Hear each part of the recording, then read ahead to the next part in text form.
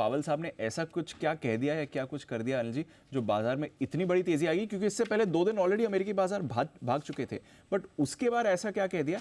And Dow futures पर रखिए नजर सर। मुझे याद है कुछ समय पहले जब डाउ बहुत बड़ी अंडर परफॉर्मेंस में जा रहा था तो आपने कहा था कि डाउ अब यहाँ से परफॉर्म करेगा। 39,000 के लेवल आपको दिख रहे थे, आपने कहा था शायद 40,000 भी जाए। 39,500 के ऊपर कल डाउ स्पॉट बंद हुआ है। आज सुबह डाउ फ्यूचर्स 40,000 के ऊपर ट्रेड कर रहा है। भरपूर तेजी में है अमेरिकी बाजार, और कहीं कोई आपको शंका शुबा नहीं होनी चाहिए कि वहाँ के बाज़ारों में बुल रन नहीं चल रहा है। अगर हमारे यहाँ मिड कैप स्मॉल कैप शेयरों में कोहराम और मार्च का महीना हम पर भारी पड़ता है, इसका मतलब नहीं कि सब पर भारी पड़े। इनफैक्ट अमेरिकी बाजार हम मार्च का महीना हम पर भारी है, अमेरिकी बाजार मार्च के महीने के आभारी हैं। वो आभार प्रकट करें कि मार्च का महीना है कि जमकर तेजी होती दिख रही है। दीप, मेरा ये समझना है कि कल जेरोमी पावेल साहब के जो बयान हैं, कुछ हद तक आप कह सकते हैं कि नया कुछ नहीं है, लेकिन कुछ हद तक ऐसा है, चाहे से अल्टीमेटली क्या है, नया और पुराना इंपॉर्टेंट नहीं, इंपॉर्टेंट क्या है कि किस चीज़ से आपका जोश बढ़ता है, किस चीज़ से आपका कॉन्फिडेंस आता है, ये बड़ी चीज़ें। और मैं आपको है ना इनके बयानों की कुछ खास बातें बताना चाहता हूँ। पिछले साल दिसंबर के पॉलिसी में फेड चेयरमैन ने कहा था कि हम अगले साल 3 बार ब्याज दरें घटाएंगे। ठीक है, ये 3 बार घटाने की बात थी। बाजार ने माना कि 3 बार नहीं, ये तो 6 बार घटाएंगे अपनी मर्जी से। पावेल साहब ने नहीं कहा था, उन्होंने अपनी मर्जी से। फिर क्या हुआ, जैसे जैसे हम दिसंबर से जनवरी आए, फरवरी आए, उम्मीदें धराशायी हो गई कि अरे ये तो महंगाई के आंकड़े बढ़कर आ रहे हैं, बॉन्ड यील्ड बढ़ रहे हैं, ये तो अभी इतना जल्दी होने वाला नहीं है। और पहले मई का सोच रहे थे, मई से जून पर आ गए, जून में भी 90% से 57% पर आ गए कि ब्याज दरें 57% लोग ही मान रहे थे कि घटेंगी। अब कल क्या कहा है? कल 2 3 4 चीज़ें जो सबसे बड़ी चीज़ कही है जेरेमी पावेल साहब ने, वो ध्यान में रखिए।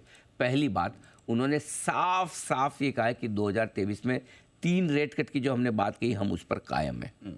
लोग सोचते थे कि शायद ये बोल देंगे कि 3 के बजाय 2 ही होंगे, या ये बोले ही ना कि हम घटाएंगे नहीं घटाएंगे, चुपचाप ही रहे।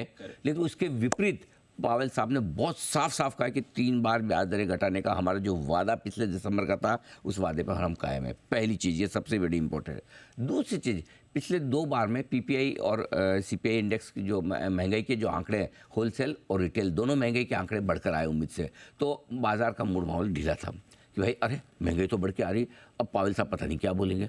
पावेल साहब ने महंगाई को लेकर सारी चिंताएं कर दी खत्म। भाई साहब, ये जो महंगाई है सीजनल फैक्टर्स हैं, ये लंबी रहने वाली नहीं है। अभी कुछ समय, जैसे अपने होता है ना, कभी कभी सब्जियां फल महंगे हो जाते हैं तो महंगाई बढ़ जाती है, खाने पीने की चीज़ें तो वापस नीचे आ जाती है। तो उन्होंने कहा ये सारे सीजनल फैक्टर की वजह से महंगाई है, जो कम हो जाएगी, चिंता मत कीजिए, और महंगाई का 2% का हमारा जो टारगेट है अगले साल का, हम ले आएंगे। तो महंगाई को लेकर कॉन्फिडेंस। अब तीसरी बात, इकोनॉमी का हाल क्या? बोले मजबूत है, जीडीपी ग्रोथ बढ़कर आएगी, हमें कोई चिंता, अनुमान बढ़ा जाए जीडीपी ग्रोथ का। बोले महंगाई नीचे आएगी, ग्रोथ बढ़ेगी और ब्याज दरें घटाएंगे। अब क्या पावेल साहब से मतलब उनकी वसीयतें लिखवा लो आप, हम अपने नाम पे, इससे ज़्यादा क्या करेंगे पावेल साहब? और अच्छा, एक और चीज़, उनका नौकरियां बढ़ रही है ना, कोई चिंता नहीं, बढ़ रही तब भी हम ब्याज दरें घटा सकते हैं।